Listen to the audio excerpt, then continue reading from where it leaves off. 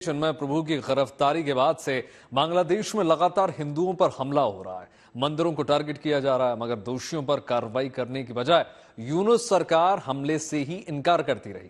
कहती रही कि कानून व्यवस्था दुरुस्त है और बांग्लादेश के खिलाफ दुष्प्रचार किया जा रहा है। लेकिन भारतीय विदेश सचिव के बांग्लादेश दौरे के बाद बांग्लादेश ने पहली बार यह माना कि हिंदुओं पर 5 अगस्त के बाद 88 हमले हुए हैं। यह आंकड़ा 22 अक्टूबर तक का है।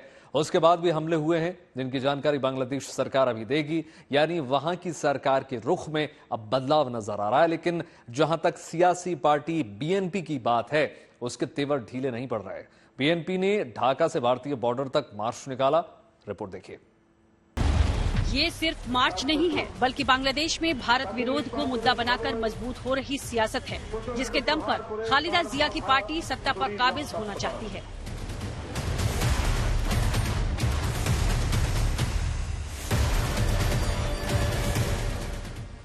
एक ओर बांग्लादेश में हावी कट्टरपंथी संगठन अल्पसंख्यक हिंदुओं को निशाना बना रहे हैं, दूसरी ओर बांग्लादेश नेशनलिस्ट पार्टी भारत के खिलाफ माहौल बना रही है। जहर उगला जा रहा है। भारतीय सामान और कपड़ों के बहिष्कार की अपील हो रही है। भारत विरोधी सियासत को धार देते हुए बीएनपी ने बुधवार से भारत की त्रिपुरा सीमा तक लॉन्ग मार्च शुरू किया है, जिसे ढाका से अखौरा लॉन्ग मार्च नाम दिया गया है। ये मार्च सुबह ढाका के नया पल्टन में मौजूद पार्टी मुख्यालय से शुरू हुआ, जहां पार्टी के बड़े नेता रुहुल कबीर रिजवी ने एक बार फिर भारत के खिलाफ नफरती जुबान का इस्तेमाल किया और शेख हसीना पर भी निशाना साधा।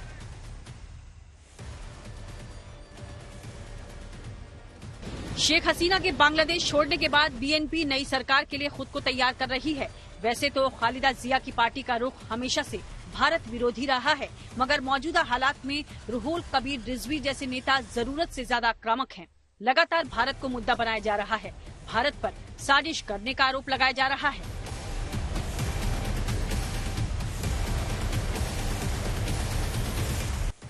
इस मार्च में बीएनपी के तीनों सहयोगी संगठन यानी जातीयतावादी युवोदल, स्वेच्छ सेवक दल और छात्र दल के सैकड़ों कार्यकर्ता शामिल हैं। इधर मार्च के ऐलान के बाद से ही भारतीय सुरक्षा बल सतर्क हो गए हैं। किसी भी संभावित तनाव की स्थिति से निपटने के लिए पूरी तैयारी है।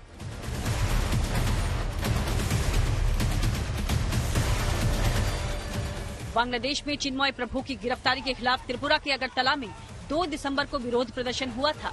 उस दौरान कुछ लोग बांग्लादेश सहायक उच्चायोग की इमारत में घुस गए थे और तोड़फोड़ भी हुई थी। हालांकि इस घटना पर भारत सरकार ने तुरंत खेद जताया था और दोषियों के खिलाफ कार्रवाई भी हुई, मगर बीएनपी इसे जानबूझकर तूल दे रही है। जबकि बांग्लादेश में लगातार अल्पसंख्यक हिंदुओं पर हो रहे हमले को लेकर पार्टी ने एक बयान तक नहीं दिया। बीएनपी तो दूर की बात है, बांग्लादेश की मौजूदा यूनुस सरकार भी ये मानने से इनकार करती रही है कि हिंदुओं को टारगेट किया जा रहा है। लेकिन अब जब दबाव बढ़ा है, तो बांग्लादेश सरकार ने आखिरकार माना है कि अगस्त में शेख हसीना सरकार के जाने के बाद और 22 अक्टूबर तक अल्पसंख्यकों, खासकर हिंदुओं पर हमलों की 88 घटनाएं हुई हैं। अंतरिम सरकार के प्रमुख मोहम्मद यूनुस के प्रेस सचिव शफीकुल आलम ने बताया कि इन घटनाओं में 70 लोगों को गिरफ्तार किया गया है। बांग्लादेश सरकार हमलों के आंकड़े अभी भी कम बता रही है, लेकिन ये भी बड़ी बात है कि उसने हमलों की बात स्वीकार की है। और शफीकुल आलम का ये बयान भारत के विदेश सचिव विक्रम मिस्री के बांग्लादेश दौरे के बाद आया है। भारतीय विदेश सचिव ने बांग्लादेशी नेतृत्व के साथ बातचीत में हिंदुओं पर हो रहे हमलों को लेकर चिंता जताई थी। इसके बाद बांग्लादेश के सुर बदले हुए हैं। शफीकुल आलम ने कहा है कि मामलों और गिरफ्तारियों की संख्या बढ़ सकती है, क्योंकि सुनामगंज, गाजीपुर और अन्य इलाकों में हिंसा की नई घटनाएं भी सामने आई हैं। उन्होंने ये भी कहा कि कुछ पीड़ित पूर्व सत्ताधारी पार्टी के सदस्य हो सकते हैं और सभी मामलों में पुलिस उचित कार्रवाई कर रही है। उन्होंने कहा कि 22 अक्टूबर के बाद हुई घटनाओं का विवरण जल्द ही साझा किया जाएगा।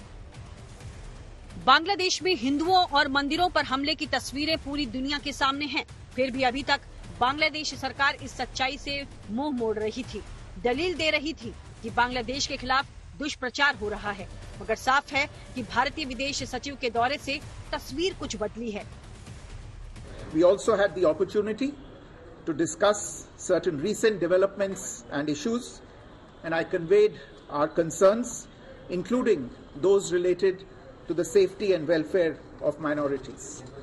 We also discussed some regrettable incidents of attacks on cultural religious and diplomatic properties, a constructive approach on all these issues by the Bangladesh authorities, and we look forward to moving the relationship forward in a positive, forward-looking and constructive way. हालांकि शेख हसीना की सरकार के तख्ता पलट के बाद भारत और बांग्लादेश के रिश्तों में लगातार तनातनी बढ़ती जा रही है। चिन्मय प्रभु की गिरफ्तारी और मंदिरों पर हमले के बाद भारत में भी बांग्लादेश सरकार के खिलाफ प्रदर्शन हो रहे हैं। तीखे बयानों ने तलखी और बढ़ा दी है।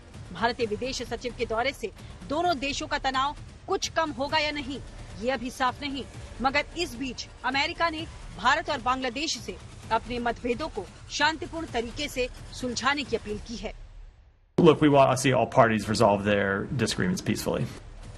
भारत ने रिश्तों को लेकर अपना स्टैंड साफ कर दिया है और बांग्लादेश सरकार भी भारत के साथ अच्छे रिश्ते का दावा कर रही है, लेकिन समस्या ये कि बांग्लादेश में कट्टरपंथी संगठनों पर सरकार का कंट्रोल नहीं। आरोप है कि पुलिस और दूसरे संगठन भी कट्टरपंथियों का साथ दे रहे हैं। दूसरी ओर खालिदा जिया की बीएनपी पार्टी खुलकर भारत विरोधी एजेंडे को बढ़ा रही है। ऐसे में बांग्लादेश के साथ तनातनी कम होने की उम्मीद नजर नहीं आती। Bureau report, good news today.